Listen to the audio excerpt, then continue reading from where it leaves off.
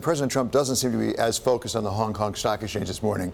Instead, he is focused on the Fed once again and what should be done with interest rates and extending out our maturities. This is what he tweeted first thing this morning. The Federal Reserve should get our interest rates down to 0 or less, and we should then start to refinance our debt. Interest costs could be brought way down while at the same time substantially lengthening the term. So he's structuring our debt or restructuring our debt here. I guess it would take care of his deficit problem.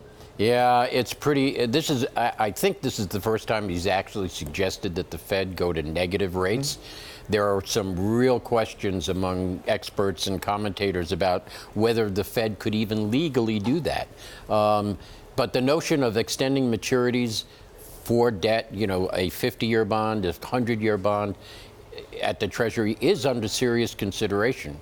And, you know, the president supporting that notion, I wouldn't be surprised if we get there. Well, and that is an interesting notion. I mean, as you're suggesting, Steve Mnuchin, the Treasury Secretary, explored that a couple of years ago, sort of was discouraged by the marketplace. Now, supposedly, he's exploring it again. But we've had some people like Larry Summers who said, you know, with interest rates this low, why don't we go out and buy some money long term? Now, do something constructive with it, like infrastructure. Right. The question is, what do you do with those proceeds? And that becomes a huge policy debate in a divided Congress. If Donald Trump wants to use it for border security instead of rebuilding roads and bridges, you're going to have a real fight on your hands.